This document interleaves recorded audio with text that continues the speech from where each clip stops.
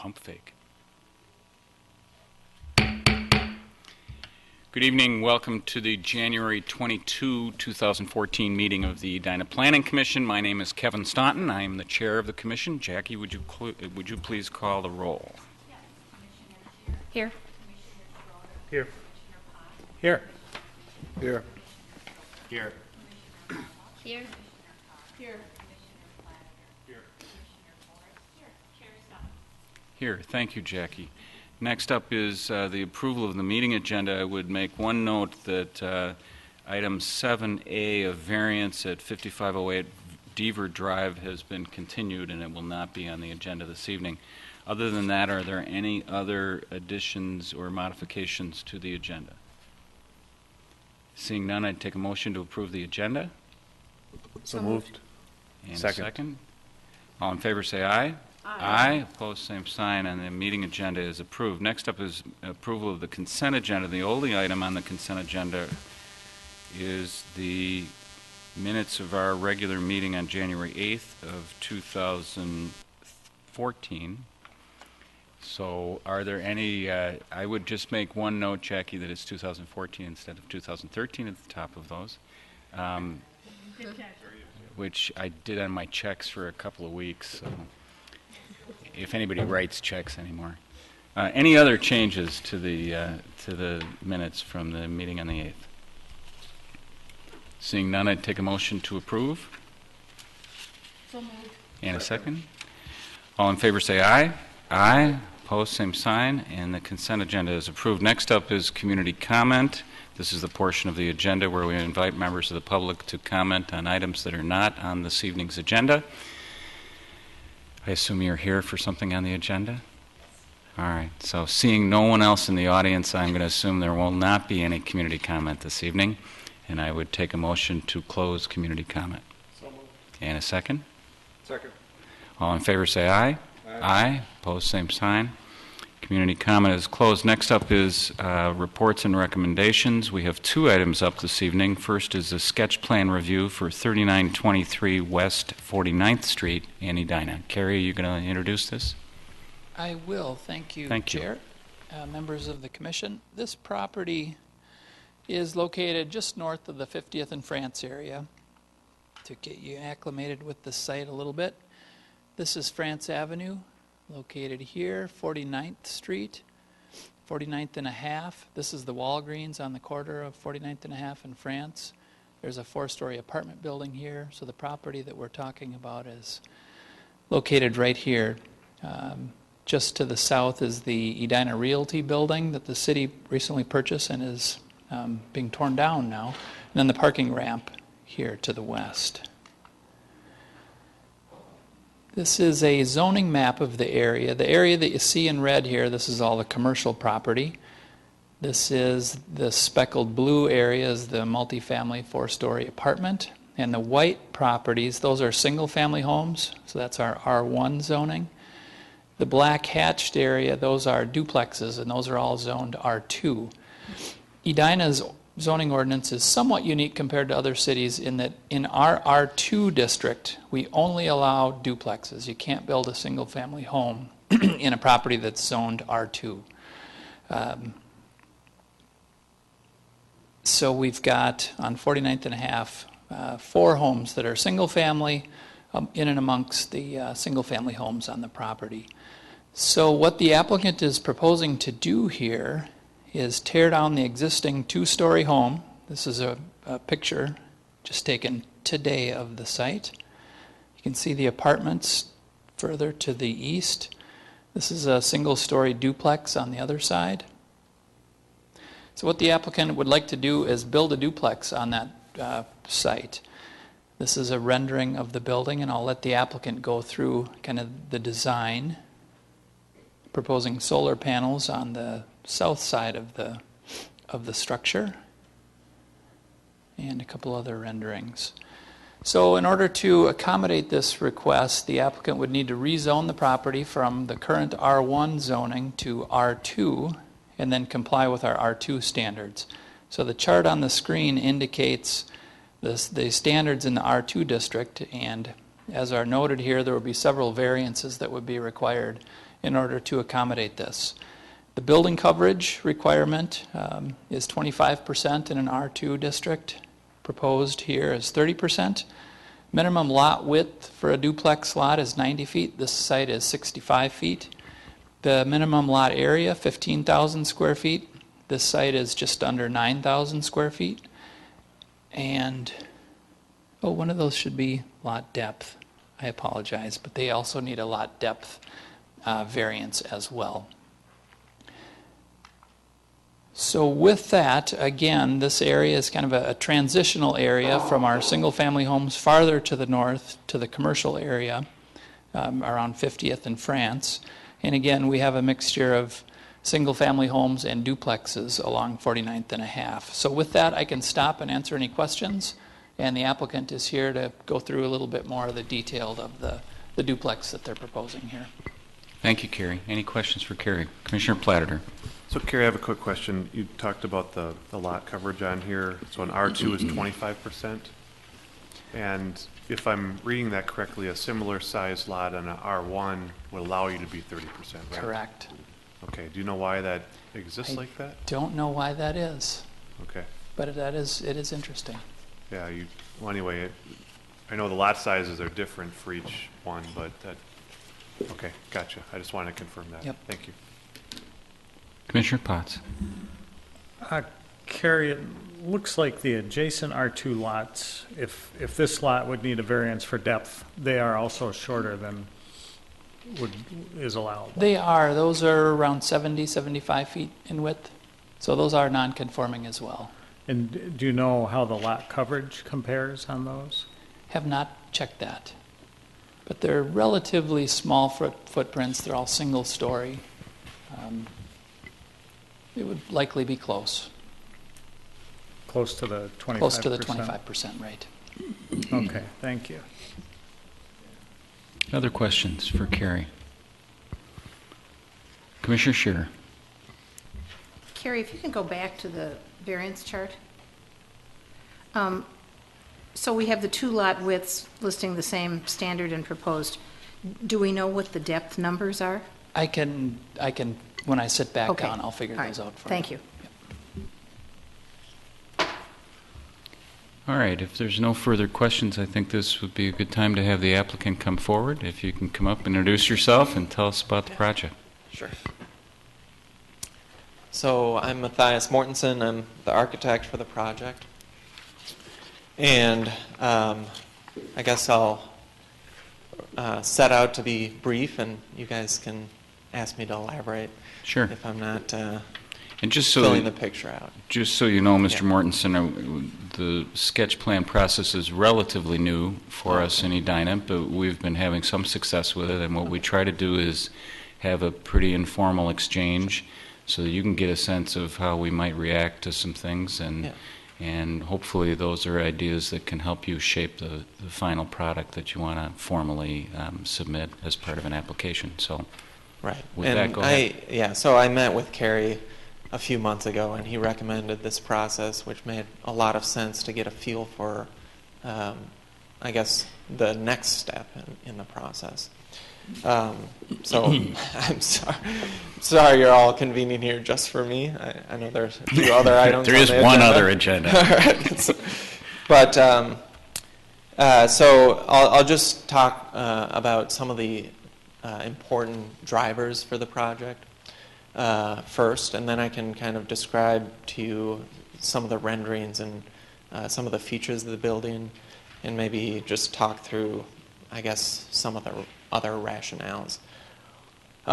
So first and foremost, my client is aging. She's married, an empty nester, which is increasingly common, I think, in the Edina community, and wants to move out of their single-family house, which is now oversized, and into one of the units that would be part of this development.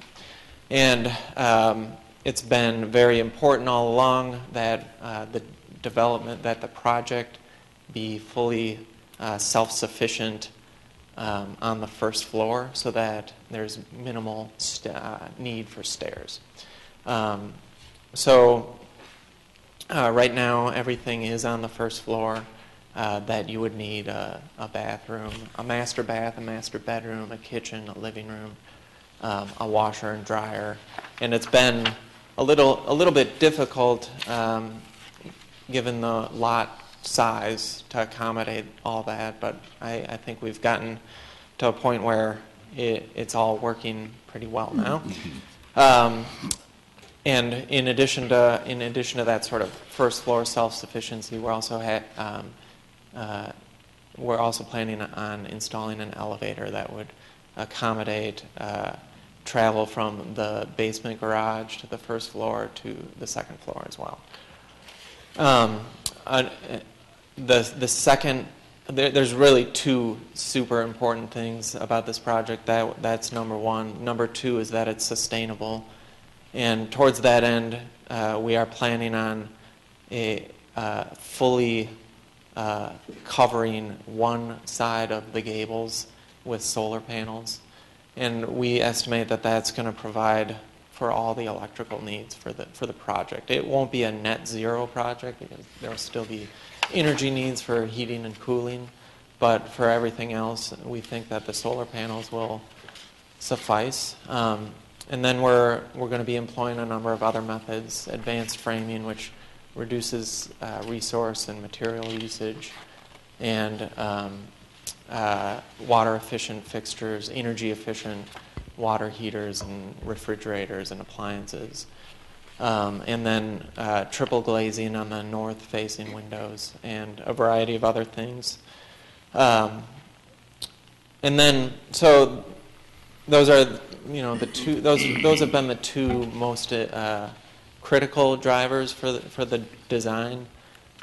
It's also been important to us because both myself and my client are from Edina. I grew up 4 blocks from here. I've spent my childhood running around when Clancy's was still there, and before a number of the other larger scale, higher density projects were built.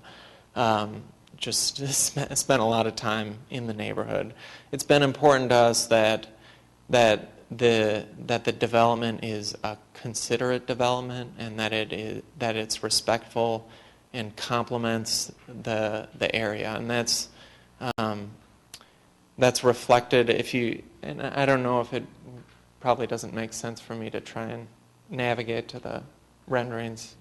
Are they all in front of you? So they're all in front of Okay. us, but if there's a particular slide that you think might be helpful in illustrating, I'm sure Carrie either you can flip to it, or Jordan, maybe you can get to him, I don't know. No, I can get there. Okay, sorry. Just jumped in. Okay. Great. That's fine. Yeah. So it's essentially a 2-story building, and in order to minimize the scale, the gable is sloping down towards the street, so that what the building presents is really just a 2-story facade.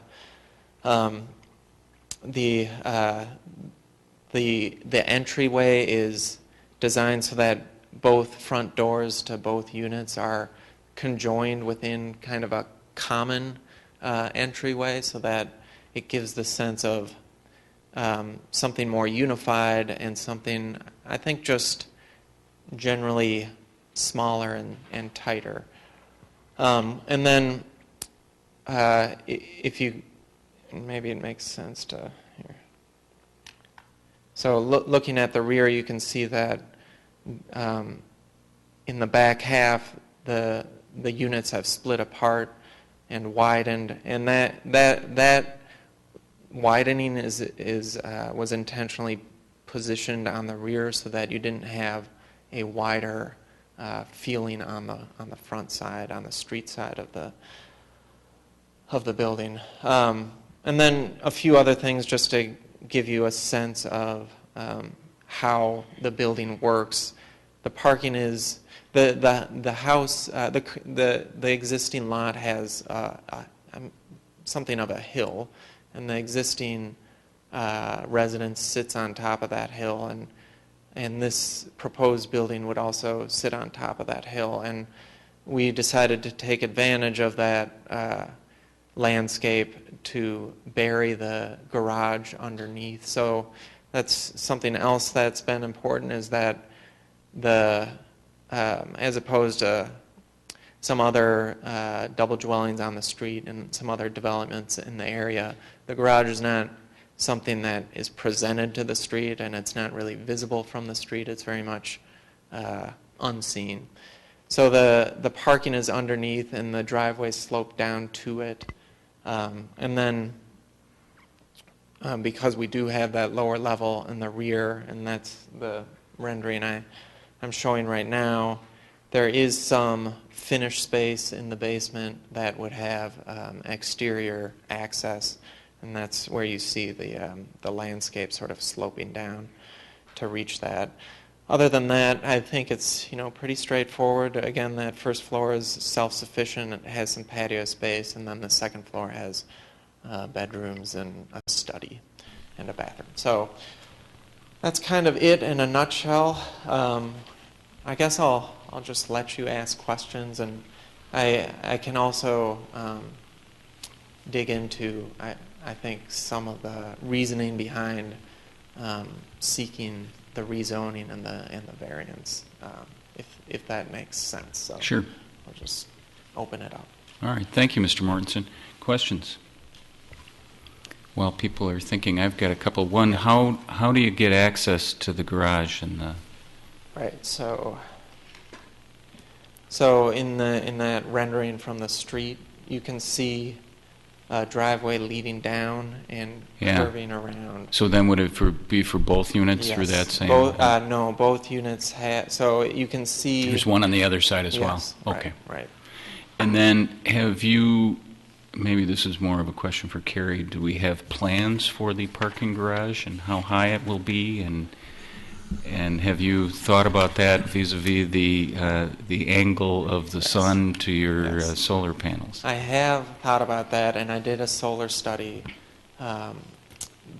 just to make sure that it wouldn't be casting any shadows on the panels, and also on the house itself. And the worst case scenario is that the shadows, from what I understand to be the tallest building you could build there, would just hit kind of the base of the rear.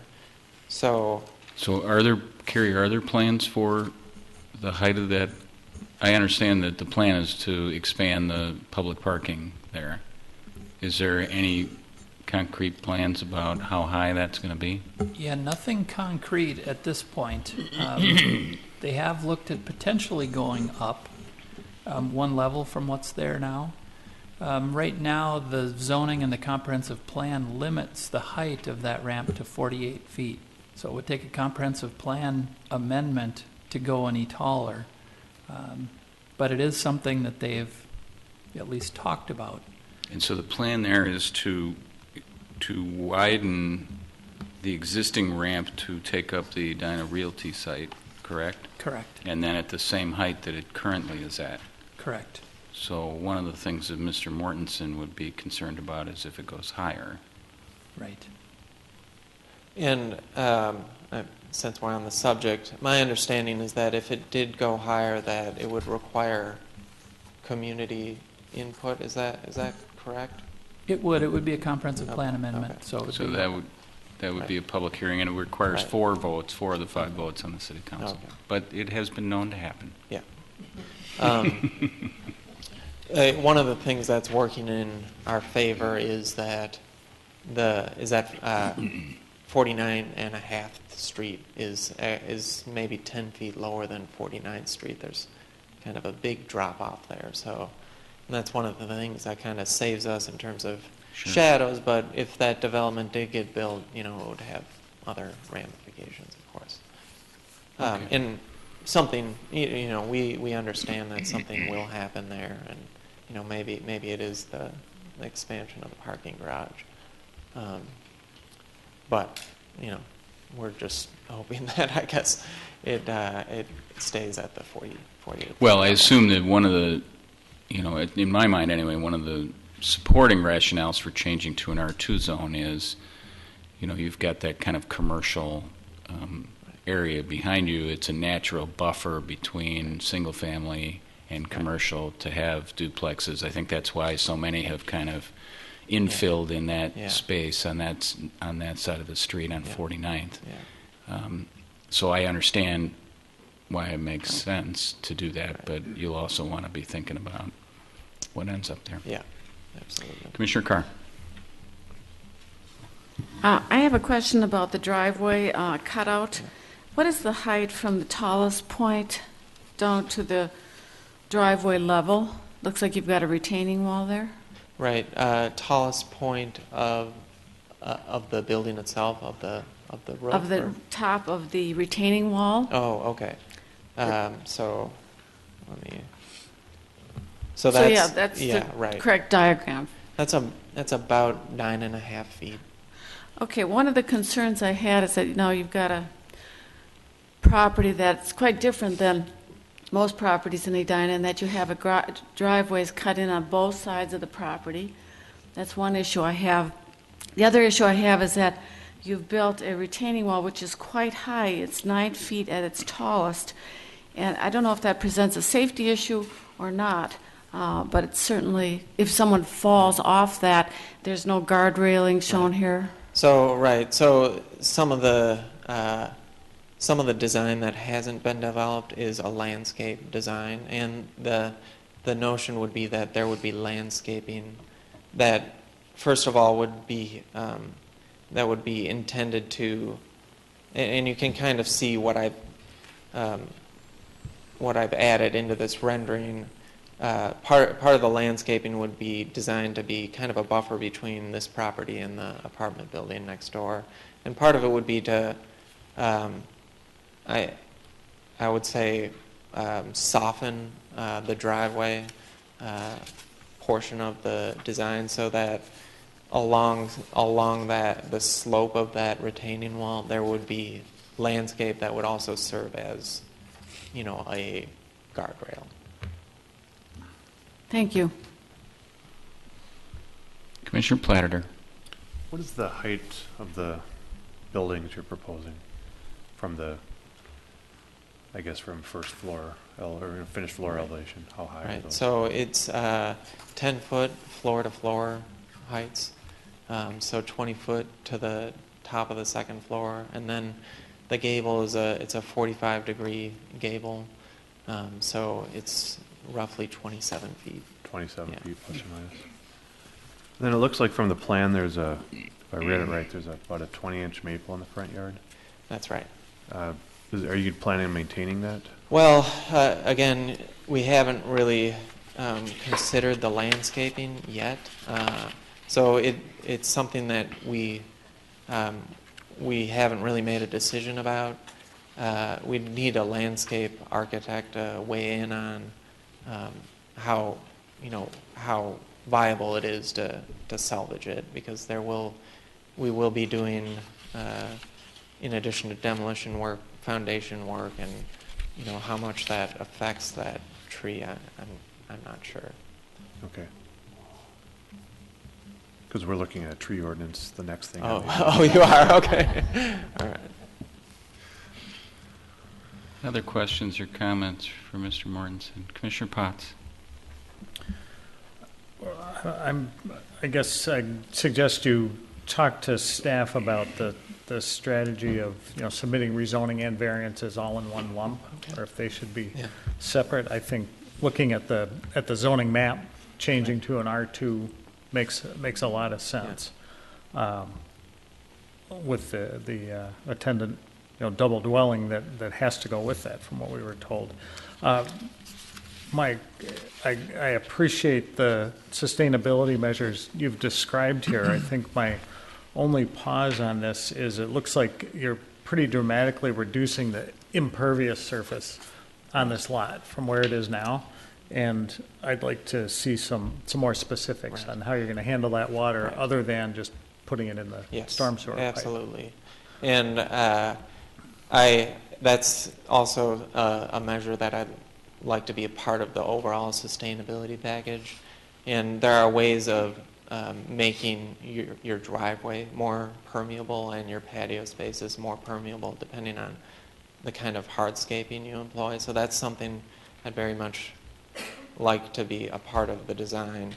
And then the other idea behind the current layout for the parking and the sort of sunken garage is that you don't have to have that's typical on this block and other blocks. You don't have to have that long driveway that's stretching into a garage that's all the way at the rear property line.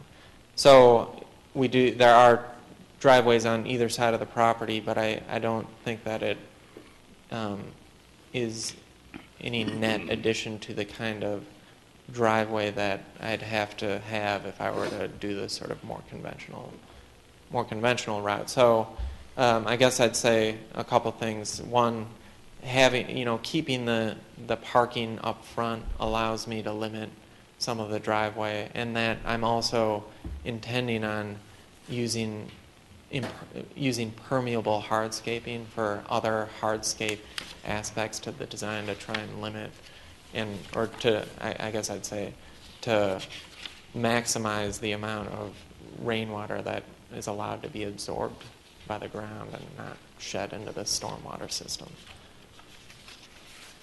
Just to follow up on that, the variance would be for lot coverage, of course, and certain things are not counted in lot coverage, including driveways and sidewalks. So, again, in terms of applying for a variance, to present back to us the calculations literally of impervious versus pervious would be an important thing, or something I'm looking for anyway.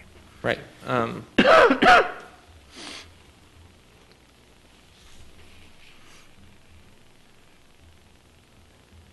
Right.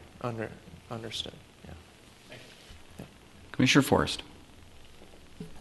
I guess I would like you to expand a little bit more on the reason you're going this route, given that, in general, a tear down and rebuild is a huge carbon impact compared to what can be saved with new construction.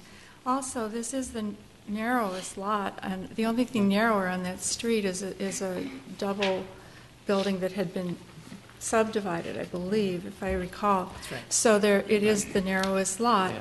The 25% lot coverage for R2 makes sense, I suppose, on the one hand, because then you have some yard for each of the dwellings to enjoy versus 30%. It's a rational place otherwise to do such a thing, but on the other hand, one glitch for me is that it can be put to a reasonable use without the variance. And there could be either modifications or a single-family home there. So it would take some convincing, I guess, as far as, especially this narrow lot, how this, how it can actually meet the, at least the goal of the requirements of our ordinances. And I am also concerned about the lack of permeable surface, but also just the lack of space for the families that live there to have some outdoor space. So yeah, I guess I would like to know a little bit more about why you're going this route. I can see where they can have income then from the other side, but on the other hand, it's a pretty dramatic request. So some of the rationale behind not just the client's desire to pursue this development, but also for the rezoning request. You kind of indicated one of the major reasons is that second unit can help provide and support the sort of retired lifestyle of the client,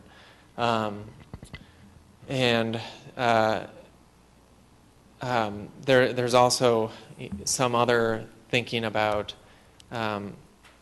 coordinating the families who would live in both units, so that it may not just be strangers living there. It might be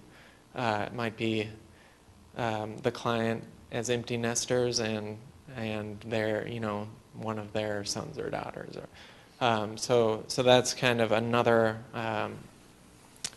driver or another aspect to the thinking. But I think the other thing is that just looking at the street and the neighborhood,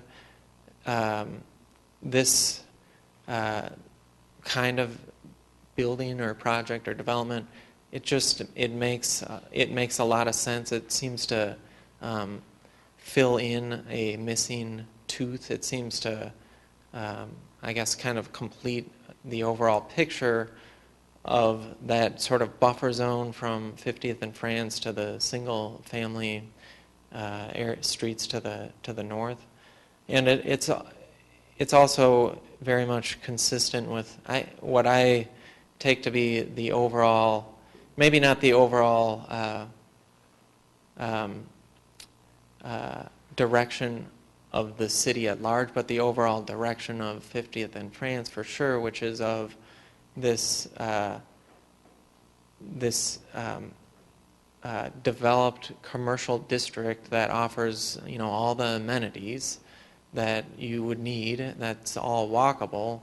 That's surrounded by medium to higher density, kind of a ring of medium to higher density residential buildings that provide the walkers to walk to the amenities, and then kind of a second ring of single family. And so that's kind of been at the back of our minds as we've gone through this process, that it just seemed to make a lot of sense for those reasons. And I know that that rezoning causes these non-conforming conditions, kind of triggers them. And I guess the hope is that the way in which it makes sense for this kind of building to be put on this property, I guess, counteracts or overrides, some of the non-conforming issues that have to be addressed. Commissioner Carr. Again, I think rezoning it to R2 makes sense in just terms of where the lot is. What I have a concern with is the variances you're asking for, and in particular that 2 driveway cutout. I don't think it's consistent with the neighborhood, and I don't, at least a visual map that I saw, the aerial map, there's single driveways. I don't know if you've considered putting, again, 1 driveway in with shared parking space underneath, but personally, I think that there's just too much driveway, and it presents some safety issues as well. So not only do you have, by putting in 2 driveways, you've created 2 conditions where somebody can fall over the edge. So I just would ask that you consider that. Sure. That would be where I would be coming from, sure, in that the R2 rezoning makes sense, but the variances you're asking for, I don't know if I would approve those in the context of the plan that you've got now, particularly because of the 2 driveways. Okay. Commissioner Schroeder. Carrie, what is this area guided? It is guided low-density attached residential that allows it between 4 and 8 units an acre. So while a change to R2 requires a rezoning, leaving it as a single-family lot doesn't really align with our comprehensive plan. And probably the only reason it's single-family R1 right now is it can't be R2 because of this kind of vagary of our own ordinance. So the rezoning, in my mind, actually moves it towards compliance with our comprehensive plan, which I think is positive. I'm not so concerned about the intensity of development on this particular site. There's an apartment immediately to the east that would seem to have more lot coverage and a lot more intensity of development on a parcel that has the same lot depth and probably just more intensity of activity on that one parcel. So it doesn't bother me that it's an intensely developed, that there's a little more hard cover on this site. As the applicant has said, there's ways that we can, that he can moderate the negative impacts of more hard cover on this site through sustainable design strategies, particularly dealing with stormwater management, which I would encourage, and he's suggested that he'll pursue those.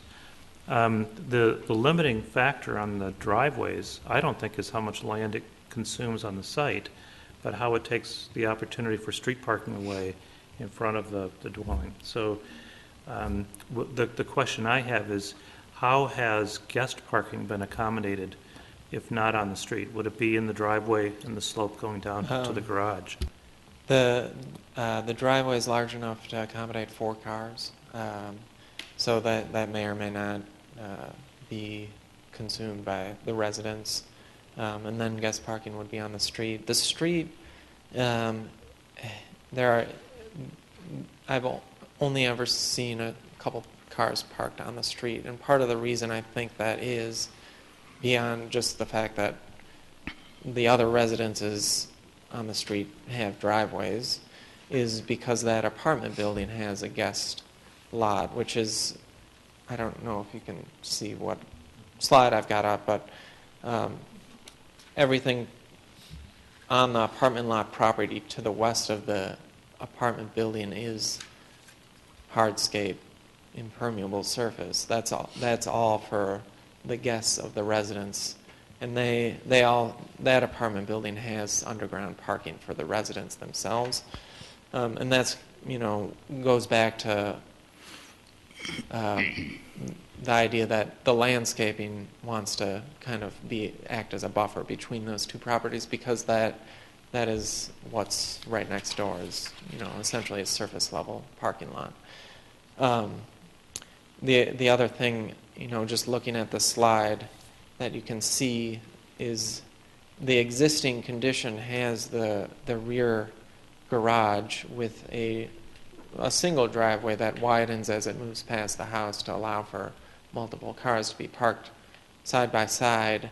And I think while the proposed building is larger than the existing building and covers a little bit more space, the two proposed driveways don't amount to a greater driveway coverage than is existing. That's not to say that your concerns can't be addressed, but it's just to point out that maybe while there may be a more desirable parking situation, I still think that what's proposed is, I really do think it's an improvement on what's existing and what exists on other properties on the street. So, Commissioner Carr. I did want to compliment you on the sustainability, though, design of the proposed building. It's quite interesting, and the solar panels, and pretty much energy sufficient building, which is fabulous. I think that's great, very innovative.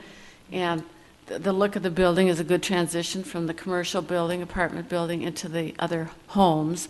So I just wanted to compliment you on that. Thank you. Commissioner Forrest. Likewise, I like the shared door in the front, the fact that you're not making it look like 2 separate dwellings just overtly from the street. One thing that I do like as the decades fly by is the fact that you are considering a plan that has the ability, it can help people age in place, that we can, it has that flexibility. It's not just all about having a big facade and a grand entry. There's flexibility and actual livability for people of all ages, so I do appreciate that. Commissioner Kilberg. I would like to just kind of applaud your creativity with the garage situation. However, not having we debated a lot in the Planning Commission the facade of a garage or what that should play in the front of the house. And having no facade, I feel, takes away a lot of the structural integrity or individuality of a structure. So I know this isn't a final plan and you haven't even had landscaping on here, but I would like to see something else besides the entry that enhances the street view besides just a flat wall, whether that be some design with the windows or a bay or something. I just feel like you're going to have to get a little bit more creative, or I'd like to see some creativity in the structure to kind of bridge that gap between commercial and residential, and kind of add character to the home, rather than just having that flat wall. As in my perspective, all kind of the four walls are very flat and not home-like or really have character. So I realize that's not a final plan, but I would just like to see more character or structural individuality with this property as it moves forward. One of the questions, Carrie, those two lots directly across the street, are those the ones that we divided, but they really have a duplex kind of straddling? I thought there was one on this block that we gave variances for no setbacks. Yes, I'll point them out. Sure. Yeah. The two that, I mean, they're still zoned R2 or R1. Those two. Yeah, these two here are actually still single-family homes. Oh, are they? The one that we did the split, and it's not reflected on this map, but this property is divided in half, and this is that new, rather large duplex. But the property was divided in half, but it's called an R2, even though there's only one unit on each lot? Yes. It's similar to this lot right here. Interesting. Where they did the party wall division. These other lots are duplexes, but they don't have that wall or that lot line that separates. All right, so there are two single-family homes that are still left on the lot. There are. On the street. Yep. And while I'm up here, the question earlier about the lot depth, there is no lot depth requirement in the R2 district, so there's no variance there. So I apologize for that. I probably meant to strike that completely. And I also just want to mention that we've had some inquiries about these two lots down here wanting to be torn down and single-family homes built, kind of the reverse of what we're... So just to add a little more FYI on the discussion. So then the other thing, Mr. Mortensen, that I'm curious about is, and I don't think we have it in the packet, there's a picture in the slides of the existing house. Maybe you could scroll back to that. And you noted that, there it is. So you noted that it's kind of up on a hill, and so one of the things I'm curious about is what I think in a response to an earlier question, you talked about the height, the peak being 27 feet. Right. How would that compare to what's there now? Is that going to be lower than the peak, or is it going to be about the same? Well, so the existing, although I didn't intend to mimic the existing building, they do share kind of the same form in the sense that they have that gable sloping down towards the street. So if you see where the edge of that gable comes down on the house, it's kind of coming down a little bit above the first floor of that house, a little bit above the top of the first floor of the house. And my gable would come down to the top of the second floor. So if you can imagine, they have a shed dormer popping up off of that gable. Mm-hmm. The line of that shed dormer is roughly where the line of my gable would be coming down. So how about peak of the roof? How's that going to compare with so the peak? it'll probably be, I'd say 6 to 8 feet higher. Okay. So it's going to present a higher profile than exists today. Yep. Okay. Commissioner Carr. What is the age of that house? Do you know when that was built? And the reason I'm asking that is I don't know if there's any historic significance to that building, but, you know, once a building is over 50 years old, we start to look at whether there's any heritage associated with the building itself. So I don't know the exact date when it was constructed. It's hard for me to pin down whether it's pre-war or post-war, but it doesn't I guess it lacks some of the details I associate with houses from the... So let me ask Carrie a question. Carrie, for tear-downs, is there anything that we do with the Heritage Preservation Board or with our consultant to the Heritage Preservation Board when there's a tear-down of a building that's over 50 years old? We do not, but we did look it up, and this home was built in 1924. So again, the question is, you know, I don't know if it's listed on we have a list of historic or historic properties and inventory of properties within the city of Edina. You know, I would think that we should at least check to see if it's on that inventory list. We should check with the Heritage Preservation Board and the consultant to see if there's any historic value to this building.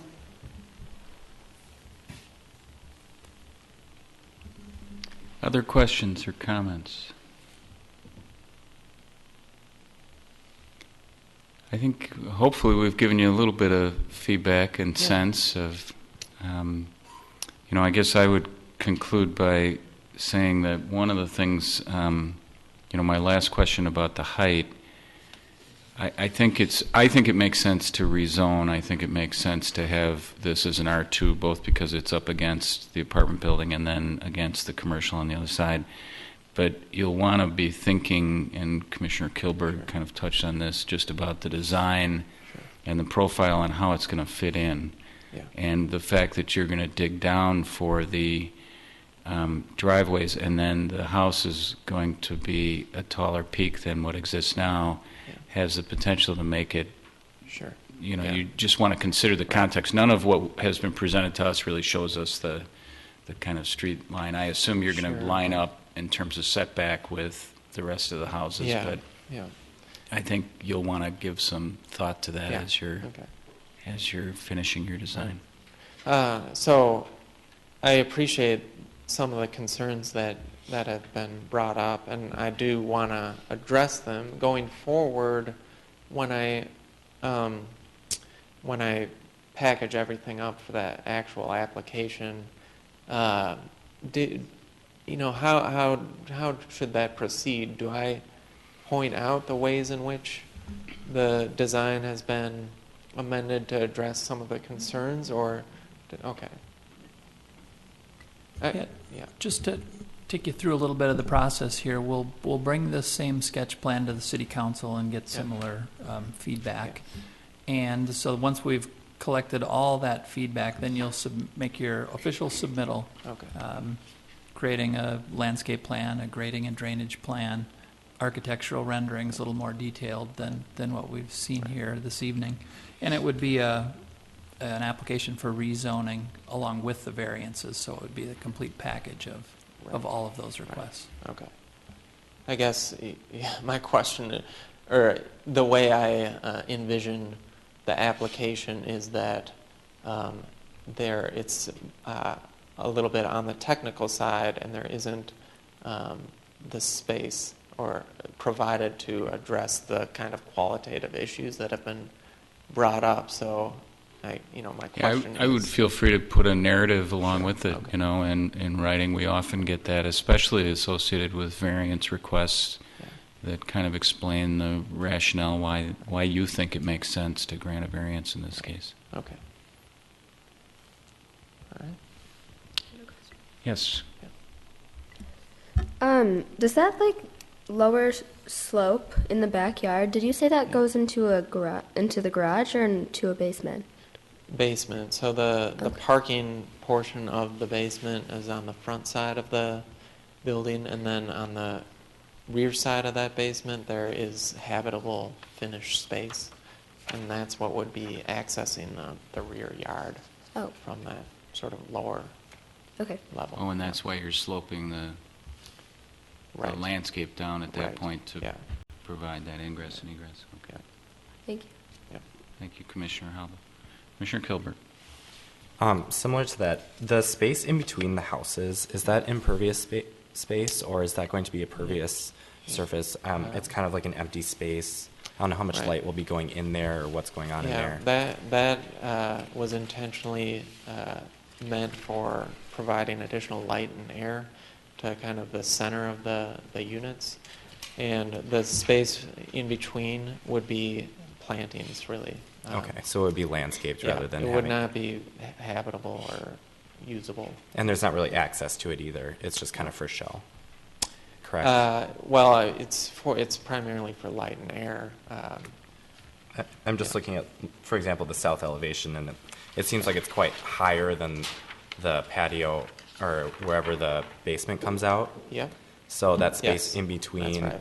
So will there be access up there? There'll have to be access just for maintenance reasons. But it would it be won't impervious. be. Yeah. Okay. Yeah. Thank you. You won't be able to walk out there from anywhere inside the building. Okay.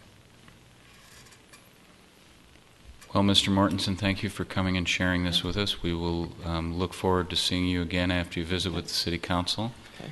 And we look forward to the next version of your project. Great.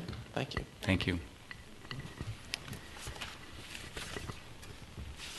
All right. Next on the agenda is zoning amendment consideration on the tree preservation ordinance. We did talk about this at our January 8th meeting. And it is back. Kudos to you, Carrie, for turning it around so quickly. Do you want to introduce any of the concepts that you've edited?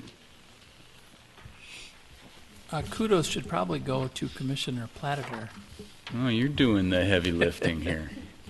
All right, I withdraw my kudos and retarget them. It was a team effort, but Commissioner Platter did most of the heavy lifting. I had hoped to, the city attorney has been reviewing this, and due to vacations that he was on and vacations that I was on, I wasn't able to connect with him and get all of his edits in here. He did make one suggestion, maybe we want to put this with the, I don't recall what the new section is because of the new code, but the old 411 ordinance, the construction management plan. He thought maybe that this would fit better in that section of the code, so I want to talk that through with him. It makes some sense since the scope of it is really coincidental with that whole kind of remodeling or tear downs. Commissioner Platter, anything to add from anything you want to kind of elaborate on the changes that you've made? I hope we captured most everything that was talked about last time. For example, some of it was expanded in some respect. We added like canopy width as part of one of the things we needed in the tree inventory plan. Per suggestions here, we added that if any protected tree is removed, if it's not impacting the building, it's the 2-for-1, but if it is impacting the building is removed, that actually does have a 1-for-1 replacement somewhere, and that was added from last time. Just some minor rewording. One of the things I want to point out is the removable tree that went back to if it's not a protected tree, it's a removable tree. So I tried to clarify that. So I would ask anyone and what if it's a protected tree, if we need to add any more items there. One of the thoughts is that we say any tree in this family of birch, etc., to kind of capture all the families as well. So I don't know if that makes sense, Carrie.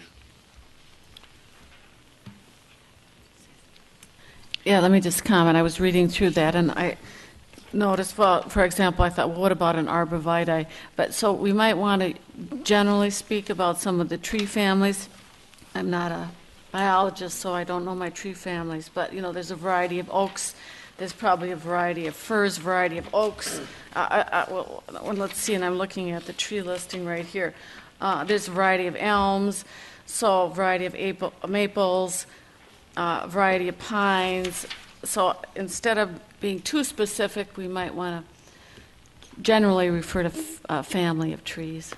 Yeah, I would defer to those who have more expertise on tree species, but I always worry about which end do you come from? Do you list the things that we're going to exclude, or do you list the things we're going to include?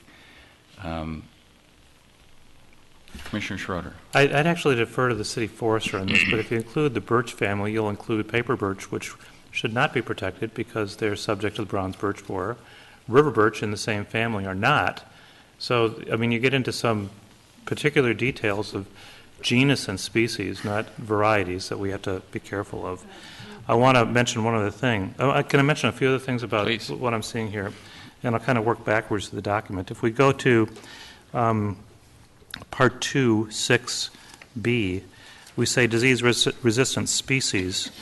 It should, and the city forester might want to check on this, but we should really be saying disease-resistant species and cultivars, because there are cultivars of certain trees that are resistant where the species as a whole may not be resistant to a species, to a disease. In number 5, working up, we say trees less than 5 inches in caliper must be moved to another location. Sometimes trees, even at that size, are not necessarily in great condition and might not be worth moving. And maybe we should qualify that so that the city forester would review a tree that's 5 inches or less to see if it's really worth moving. If we move a tree that's not in great shape, we put it in a place where it's maybe more prominent, and not all trees that are 5 inches are great trees to be moving, just by shape or by form or by whatever else. The other thing that I had brought up last time is that I'm sensitive to the impacts of existing canopy of all trees on sites. And I was hoping that we could have this be more reflective of replacement of canopy, not just replacement of protected trees. So I think the example that I brought up last time related to cottonwoods. And cottonwoods are not a protected tree, but they provide a significant degree of canopy, which is important to the aesthetic of a neighborhood. And I don't know exactly how you get that back in here, but it seems like even though we can remove a cottonwood, we might want to find a way to get that amount of canopy someday back. The canopy from an environmental and aesthetic perspective is important, and it's important, I think, regardless of the genus, species, or cultivar of a tree. I'm not exactly sure how you get that work back in there, but I think it's important. I don't disagree with that. I think it was hard to get in here. So Commissioner Platter, I was going to try and craft language that would do that, and I sat down, I couldn't figure out a way that you could actually work it back in. Maybe I'll put some more thought towards it and see if I can't direct something back your way. Yeah, I couldn't think of an easy way to kind of reflect that in the document. I don't want to say I ignored it, but I was trying to figure out a way, and it didn't necessarily come easily. So. Well, we've got some more time to work on that. Commissioner Scherer, did you have a comment? Okay. Commissioner Fisher? Am I the only one that feels bad for the silver maple? Like, talk about being the poor cousin. We like all of your family, everything else, but you are not invited to this party. And why is it that they're not invited? Suggest a change. It tends to be a more a hazardous tree and easily comes down. Branches do break a lot. I just want to make sure I'm understanding on as long as we're on that particular paragraph on the protected tree. The last sentence says protected trees shall be measured as 8 inches at 4'5" above the ground, and then it goes on at diameter at breast height. Is it really trying to say that it shall be measured as 8-inch diameter at 4'5" above the ground? I think it should actually read, the DBH is a typical arborist or forester designation for how you measure trees, and why they picked this height to be the height. That's just what happens. So DBH is a common terminology, and it's eventually been translated to be specified as 4.5 feet above ground. I think it should actually read, be measured 8 inches or larger at DBH. Oh, okay. Good point. Carrie, are you capturing all these pearls of Round wisdom? seven. I did get that one. Good. I think Commissioner Schroeder had some others, and I think Commissioner Carr and Commissioner Platter had mentioned some. I did have two other ones. One of them, item number 12, where we talk about exemptions. I wonder if that should be moved up under item 3 just as exemptions, because number 3 talks about where it applies, and maybe that's better if the exemption goes there, so people understand that it's not applying to situations where there's not a demolition or a building permit involved. Up front. Yeah, more upfront. And then also back to number 8, where we consider placing preservation easement, and I know the city attorney had noted maybe that's not a good thing in there because it's not a directive versus a suggestion. So we're thinking that should be removed, and maybe, or unless we want to put conservation easement as a definition or something in there. So having it as a suggestion may not be the best place to put it in here. So those are my 2 comments. Commissioner Scheer? Let me clarify 12 that you're talking about. Our intention, at least I thought based on our last discussion, was that this is just for demolition at this point in time. Correct. We might be easing into other Correct. situations. Yes. Okay.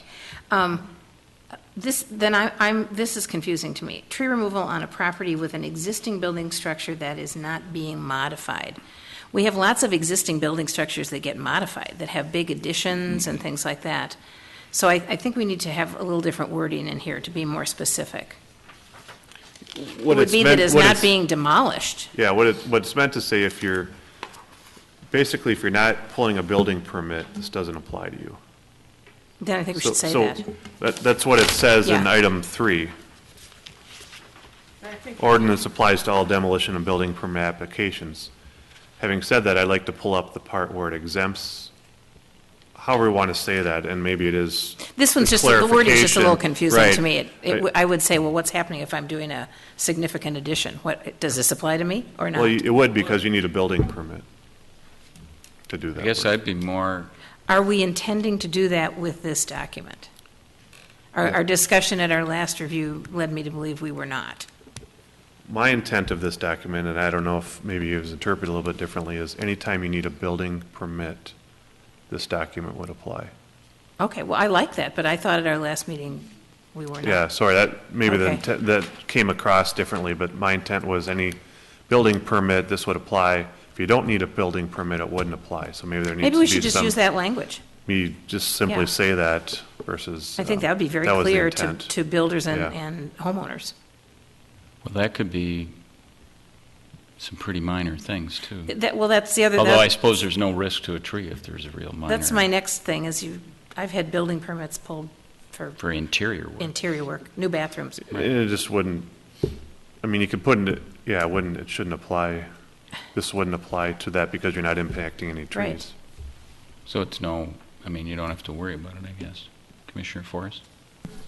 I kind of like the way it is, because you may pull a permit to do something that isn't demolishing the structure, perhaps it's re-roofing even, and in this way, at least it's an alert that care should be taken with the trees on the property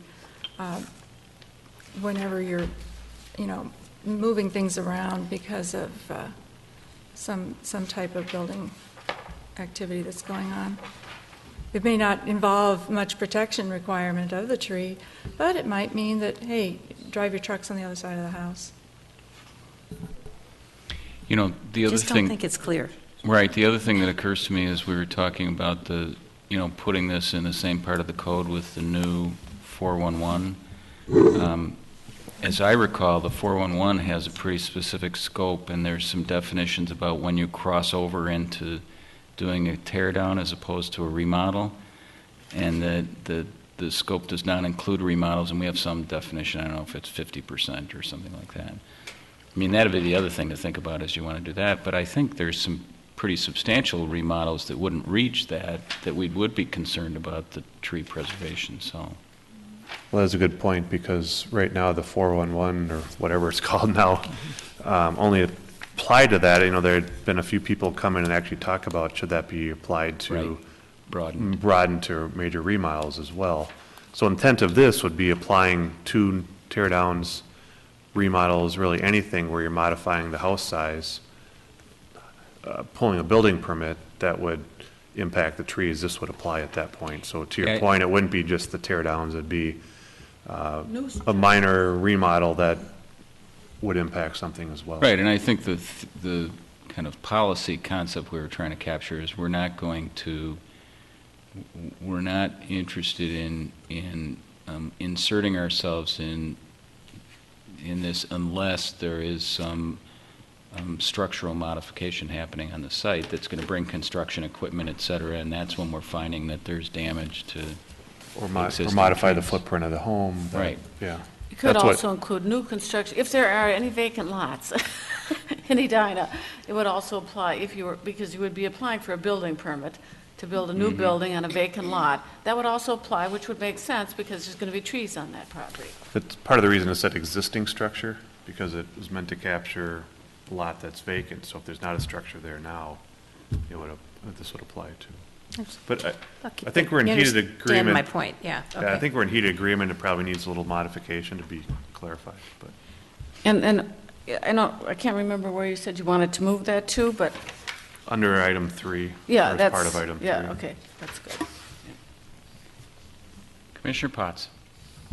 Apologies, I missed the discussion at the last meeting. In terms of the process for this, it sounds like you're calling for a new document to be created, rather than, say, coupling this with a survey requirement. If a Correct. project needs a survey. Correct. That doesn't mean it wouldn't be part of the same survey, but it would have to include these additional things on it. So it could appear on the survey drawing. Yeah, I don't know why it couldn't, but it would have to include the trees, the diameter, placement, all that.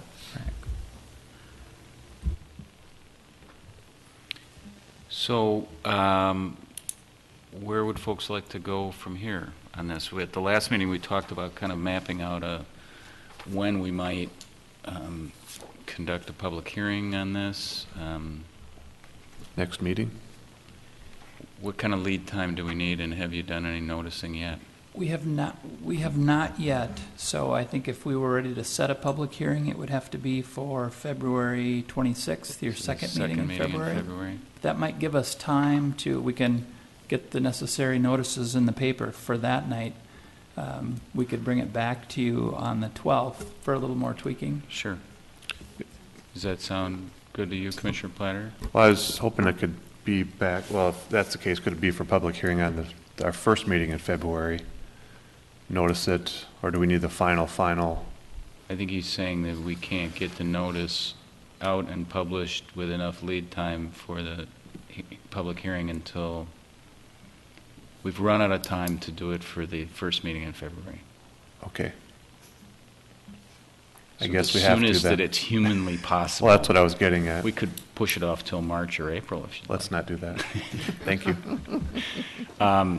And then it would be a recommendation, of course, that would then move on to the city council for their consideration. Is there any reason why we would want to preview this with them before we did that? I don't think so. This has been one it's on your work plan. Right. They're expecting aware, something. right. Yep. Okay. Yeah. Other thoughts on that? So what I would ask that those who've made such insightful comments this evening, if you have some notes you can pass along to Kerry so that he can capture all of these good thoughts, that would be great. And then, Kerry, you'll bring it back for a little more I will. discussion at our first meeting in February, and then we'll plan on having a formal public hearing at the second meeting in February.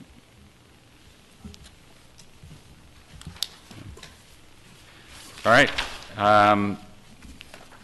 Next item on the agenda, correspondence and petitions. There's not a council connection, although Jackie did email us something on that. I have a...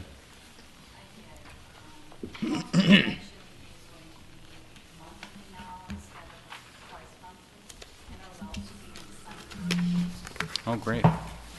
And we'll continue. But I'll continue to give you Scott Neal's summary. Well, this is pretty good. This all just happened last night. Right. So impressive work. I know Commissioner Fisher said, felt like he was having deja vu all over again. We were just there last night, so that was good. And the attendance sheet, which is it looks like a fresh, clean start for everyone in case you are looking to be perfect.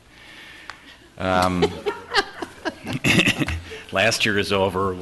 You can look up the results.